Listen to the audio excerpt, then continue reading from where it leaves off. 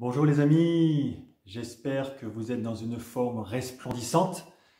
Aujourd'hui, on va aborder un sujet qui nous intéresse tous, puisqu'il s'agit du pouvoir de décision. Alors, je voudrais apporter avec vous les 3 types de décisions qui sont importantes à prendre et qui nous engagent, mais également les 5 règles pour pouvoir exercer ce pouvoir de décision. Avant, j'aimerais vous poser cette question. Que faisiez-vous en 2008 pendant la dernière crise économique et financière? Que faisiez-vous en 2011 lorsqu'il y a eu ce tsunami à Fukushima au Japon? Avec qui étiez-vous, vous vous souvenez, en janvier 2015 pendant les attentats de Charlie Hebdo, ou en 2018 lorsque Greta Thunberg, cette jeune Suédoise, a pris la parole devant l'Assemblée de l'ONU et les a interpellés par rapport au climat? Où étiez-vous? Avec qui étiez-vous? Que faisiez-vous? Quelles étaient vos pensées? Quelles étaient vos envies? Que vous disiez-vous de ce que vous alliez faire dans les 5 ans ou dans les 10 ans à venir? Aujourd'hui, vous posez-vous ces mêmes questions? Quelles sont les actions que vous faites au quotidien par rapport à ce que vous voulez être demain, de ce que vous voulez faire dans 1 an, dans 5 ans, dans 10 ans? Car sachez qu'avant chacune des actions que vous faites, que vous le vouliez ou non, vous prenez une décision. Et le pouvoir de décision, c'est ça. Que vous le manifestiez ou non, il est là. Avant chaque action, il y a une décision. La décision vient du latin, qui vient de et caedere. Caedere veut dire trancher, couper, sectionner. Prendre une décision, c'est s'engager à un résultat que vous allez atteindre, quelles que soient les possibilités. Donc c'est vraiment changer une trajectoire. Alors, il y a 3 types de décisions qui sont importantes. La première, c'est par rapport à vos propres facultés, par rapport à vos compétences. Vous allez les exercer pour faire quoi? À quelle fin? Pourquoi allez-vous manifester et utiliser ces compétences? La deuxième décision, c'est par rapport au sens que vous donnez aux événements. Tous les jours, que ce soit dans la vie professionnelle, que ce soit dans la vie personnelle, dans la vie de couple, quels que soient vos domaines de vie, nous sommes confrontés aux événements extérieurs. Mais quelle est la perception que nous en avons et quelles décisions prenons-nous, quels choix prenons-nous par rapport à la réaction que nous allons y donner? Ce deuxième type de décision est souvent le plus compliqué. Quant au troisième type de décision, il concerne les actions que nous prenons au quotidien par rapport aux buts que nous nous sommes fixés dans la vie. D'accord? Donc vous avez des buts. Est-ce qu'au quotidien, vous agissez utilement en direction de ces buts? Donc je répète, les 3 types de décisions, c'est vous décidez d'utiliser vos facultés, vos compétences pour quel objectif? Donc là, c'est une première décision. Deuxième décision, c'est quel est le sens que vous donnez aux événements qui vous arrivent dans la vie. Quant à la troisième décision, ça concerne les actions que vous menez pour quel but, quel objectif. Alors par rapport à ça, je vous propose en tous les cas 5 règles. Il y en a peut-être plus, mais en tous les cas, moi je vous pose celle-ci. La première règle, c'est de vous rappeler qu'il y a ce pouvoir de décision. Et que par conséquent, quoi que vous fassiez, dès que vous prenez une action, auparavant il y a une décision, que vous en ayez conscience ou non.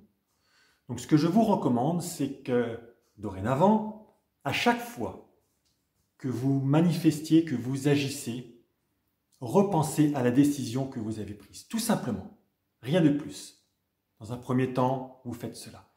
Progressivement, vous allez remettre votre attention moins sur l'action et beaucoup plus sur la conscience que vous mettez sur la décision que vous prenez pour l'action à faire.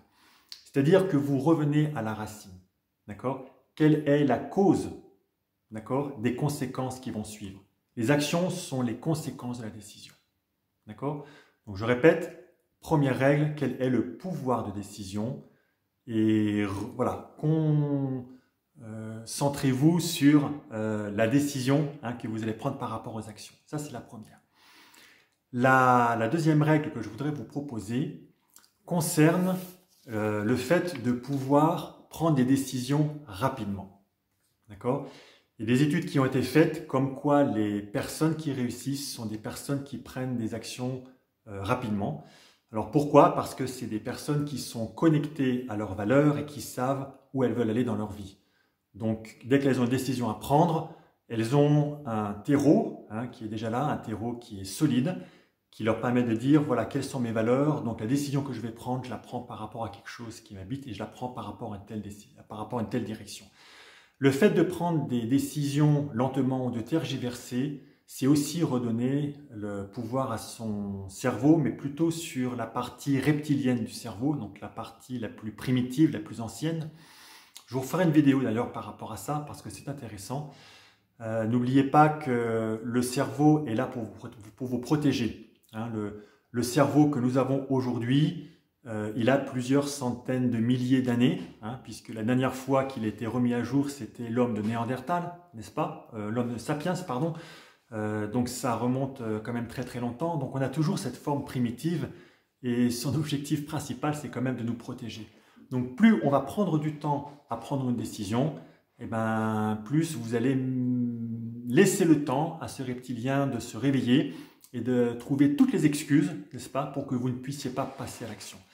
Donc le deuxième point, c'est effectivement prenez des actions rapidement. Donc ça se travaille, d'accord? C'est revenir sur vos valeurs fondamentales et aussi par rapport à des objectifs que vous avez dans la vie. Ça, c'est le deuxième point. Troisième règle, la décision est un muscle.